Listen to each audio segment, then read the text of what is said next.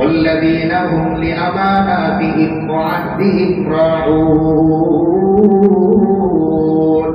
আল্লাহ বলেন মুমিন হওয়ার জন্য, সফল মুমিন হওয়ার জন্য আরো একটি বিশেষ গুণ, যারা তাদের আমানত এবং তাদের ওয়াদা প্রতিশ্রুতি রক্ষা করে। ওয়াল্লাযীনা হুম লিআমানাতিহিম ওয়া আহদিহিম রাউন, যারা তাদের আমানত এবং ওয়াদার ব্যাপারে যত্নশীল হয়। ইন্না আরাদনাল আমানাতা আলাস সামাওয়াতি ওয়াল আরদি ওয়াল জিবাল ফাআবাইনা আন ইয়াহমিলনাহা ওয়া আশফাকনা মিনহা ওয়া হামালাহাল ইনসান ইন্নাহু কানা যালুমান জাহুলা। আল্লাহ বলেন ইন্না আরাদনাল আমানাতা আলাস সামাওয়াতি ওয়াল আরদি ওয়াল জিবাল। আল্লাহ বলেন বান্দা কেমন দাবি করার আমি তোমাদেরকে দিয়েছি, একটু শোনো বান্দা। আমি আল্লাহ এই আমানত প্রথমে আসমানের কাছে আমি জানালাম যে আসমান তুমি গ্রহণ করো। আল্লাহ প্রথমে কার কাছে পেশ করেছেন? আসমানের কাছে। এরপরে পেশ করেছেন কার কাছে? জমিনের কাছে। পাহাড়ে তো বড়, তো আল্লাহ তারা পাহাড়ের কাছে পেশ করলেন, কিন্তু আল্লাহ বলেন ফাআবাইনা আন ইয়াহমিলনাহা, তারা সকলেই বহন করতে অস্বীকার জানালো। ইন্নাল্লাযীনা ইয়াকুলুনা আমওয়ালাল ইয়াতামা যুলমান ইন্নামা ইয়াকুলুনা ফী বুতুনিহিম নারা ওয়া সায়াসলাউনা সাঈরা। আল্লাহ বলেন নিশ্চয়ই যারা এতিমদের মাল ভোগ করে, যাদের অভিভাবক নাই এমন কোন ব্যক্তির মাল ভোগ করে, আল্লাহ বলেন ইন্নাল্লাযীনা ইয়াকুলুনা আমওয়ালাল ইয়াতামা, যারা এতিমদের মাল খায় যুলমান অন্যায়ভাবে, তারা কি খায়? ইন্নামা ইয়াকুলুনা ফী বুতুনিহিম নারা। আল্লাহ বলেন ওরা চাল খায় না, ওরা ডাল খায় না, বরং এই এতিমের টাকা দিয়ে যা খায় সব তার পেটের মধ্যে আগুন হিসেবে যায়। এই যে সেদিন একটি ঘটনা বললাম যে স্কুলের মধ্যে নতুন একটি লাইব্রেরি করা হয়েছে, নতুন লাইব্রেরি। তো স্যার সমস্ত ছাত্রদেরকে ডাকলেন, ডেকে বললেন যে আমাদের লাইব্রেরির মধ্যে কিছু বই লাগবে, তো তোমরা তোমাদের বাড়িতে যেই বইগুলো কাজে লাগে না, পড়ে থাকে, না থাকলেও অসুবিধা নাই, এরকম বইগুলো তোমরা নিয়ে আসবে। তো সব ছাত্ররা ছুটি করে চলে গেল। পরের দিন সবাই হাতে হাতে বই। এবার স্যার একজন একজন করে ডাকতেছে। প্রথম জন বই নিয়ে আসছে, এন্ট্রি করবেন বইয়ের নাম কি, কে দিয়েছে। তো প্রথম জনের হাতে পাওয়া গেল কোরআনে কারীম, দ্বিতীয় জনের হাতেও পাওয়া গেল কোরআনে কারীম, তৃতীয় জনের হাতেও কোরআনে কারীম, এভাবে সিরিয়াল শেষ, সবার হাতেই শুধু কোরআনে কারীম। স্যার বললেন যদি অবস্থা এই হয় তাহলে কাকে পড়াচ্ছি আর কি পড়াচ্ছি। আজকাল এটা হয়তো কাল্পনিক ঘটনা হতে পারে, ধরে নিলাম কাল্পনিক, কিন্তু একটু যাচাই করে দেখেন তো আপনার আশপাশে, আপনার ঘরের কোরআনটাই আজকে গিয়ে একটু যাচাই করেন যে আপনার টিভির যে কাভারটা আছে উপরের, এটা বেশি পরিষ্কার নাকি আপনার কোরআনের উপরের কাভারটা বেশি পরিষ্কার। আপনার ড্রেসিং টেবিলের উপরে ওয়াল ক্লক যেটা দিয়েছেন সেটা বেশি পরিষ্কার নাকি কোরআনের কাভারটা বেশি পরিষ্কার। আপনার পরনের জামাটা বেশি দামি নাকি কোরআনের যে কাভারটা ওইটা বেশি দামি, একটু যাচাই করলেই ফলাফল চলে। এবার আমানত কোন জিনিস? আমরা অনেকে মনে করি যে কেউ আমার কাছে একটা টাকা দিয়েছে বা একটা বস্তু দিয়েছে বা কোনো জিনিস আমার কাছে দিয়েছে, এটাই আমানত না। আল্লাহ রাসূল সাল্লাল্লাহু আলাইহি ওয়াসাল্লাম এক হাদিসে বলেন আল মাজালিসু বিল আমানা, একটা মজলিসে বসে 4-5 জন মিলে যে আলোচনা হয়েছে এটাও একটা আমানত। কোন নবী ছাড়া যদি কেউ এই কথা আরেকজনকে বলে তাহলে সে আমানতের খেয়ানত করবে। তাহলে আমানত শুধুমাত্র দেয়া নেয়ার মধ্যে না, বরং আমানত শব্দটা বিস্তৃত। আমি একজনের ব্যাপারে একটা দোষ জানি, এই বিষয়টা আরেকজনকে বলে সমাধান করার চাইতে আমি যে তাকে সরাসরি বলি। হ্যাঁ, যদি এমন হয় যে আগেও আমি 2-3 বার বলেছি কিন্তু তার সাথে আমার এই কারণে দ্বন্দ্ব, তাহলে প্রয়োজনে আমি অন্য একজন যার সাথে তার ঘনিষ্ঠতা বেশি তাকে সুন্দরভাবে বুঝিয়ে বলবো যেন তাকে সতর্ক করে।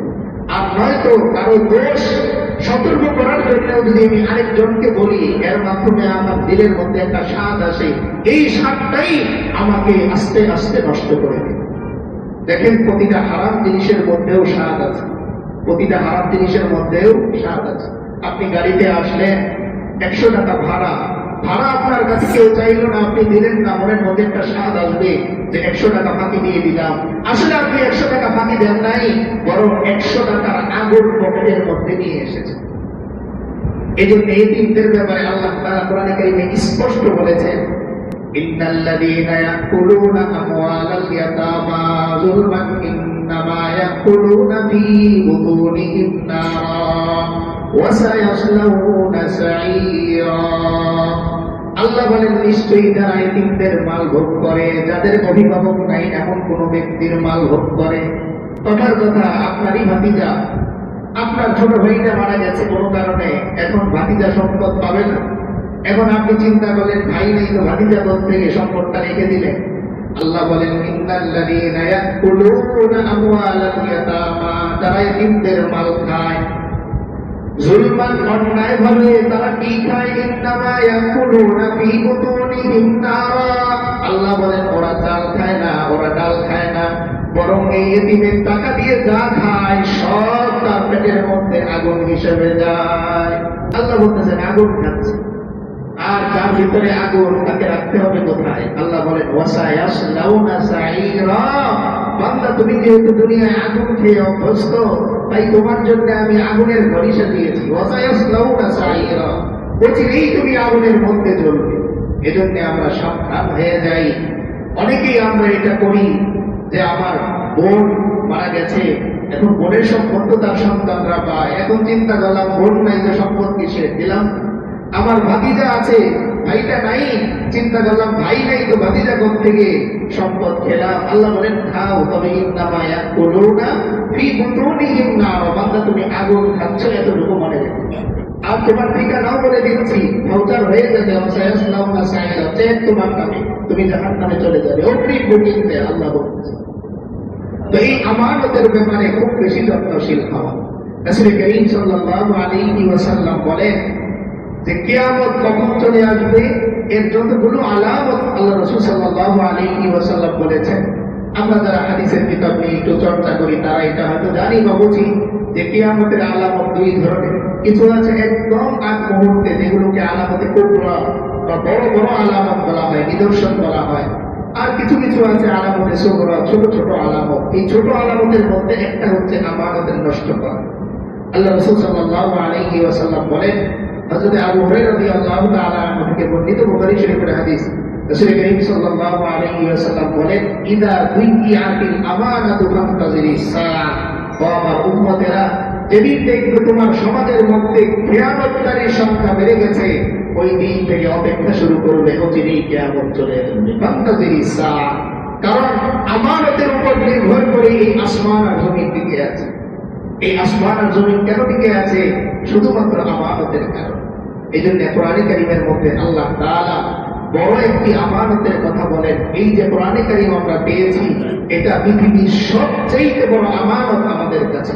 রাসূল করিম সাল্লাল্লাহু আলাইহি ওয়াসাল্লাম শ্রেষ্ঠ নবী, কারণ তার উপরে শ্রেষ্ঠ গ্রন্থটা নাযিল হয়েছে। আসমানের চাইতে আমি আপনি কেন দামি? কারণ আমার আপনার কোরআন নামক একটা কিতাব আছে। কিন্তু আজকাল সেই কোরআন থাকে হচ্ছে আমার ওয়াটসঅ্যাপের ওই কোরআন মধ্যে। কোরআন বহু দামি জিনিস। এই কোরআনের কারণে আল্লাহ তাআলা এই উম্মতকে এত বেশি শ্রেষ্ঠত্ব দান করেছেন।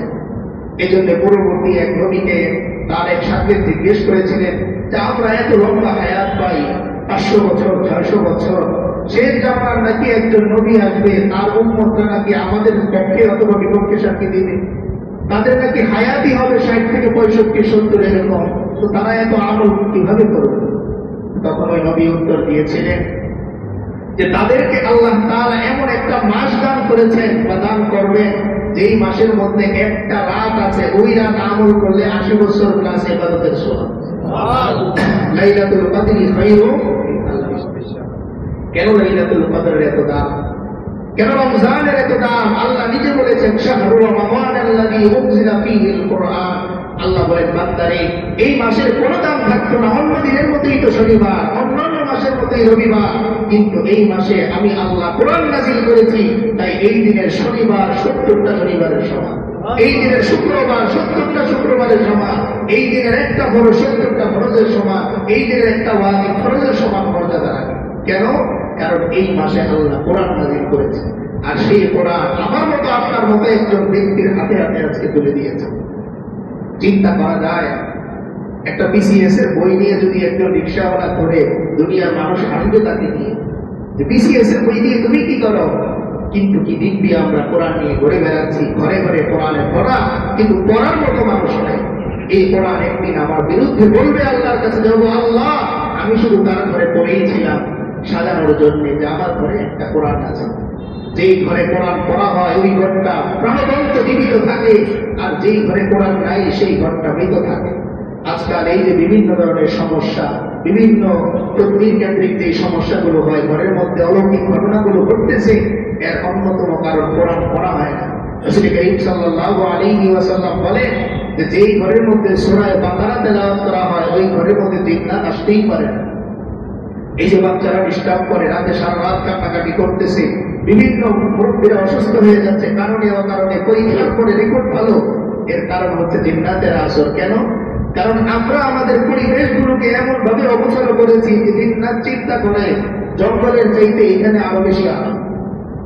এই জন্য আসল ঘরগুলো আবাদ করি। তো এই বিষয়ে বলতেছিলাম, আমানতের বিষয়ে আল্লাহ বলেন ইন্না আরাদনাল আমানাতা আলাস সামাওয়াতি ওয়াল আরদি ওয়াল জিবাল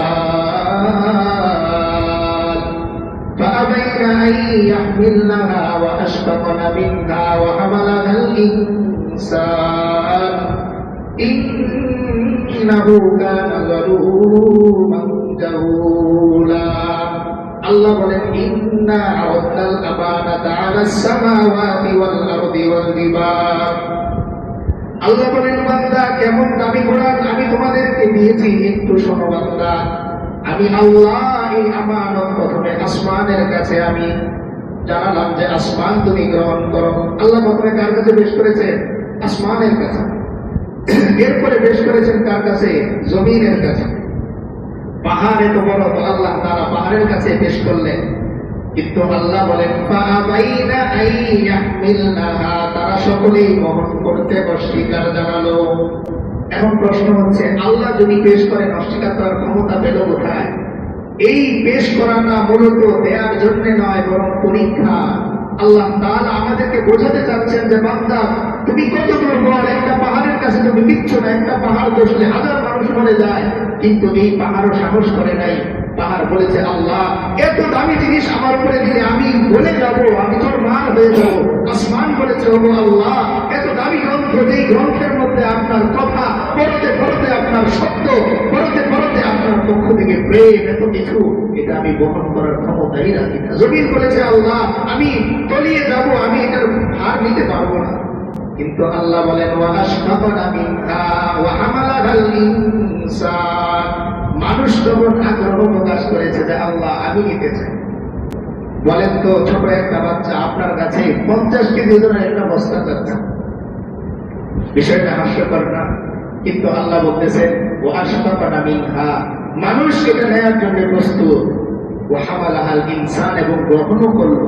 তাই আল্লাহ আদর করে আবার বকা দিচ্ছেন ইন্নাহু কানা যালুমান জাহুলা। আমরা অনেক সময় বলি না যে ছেলেটা দেখো কেমন, এত বাড়াবাড়ি দরকার আছে? তো আল্লাহ বলছেন ইন্নাহু কানা যালুমা, সে খুব বাড়াবাড়ি করে, জাহুলা, জানেও না যেটা নেয়ার পর তার কি হবে।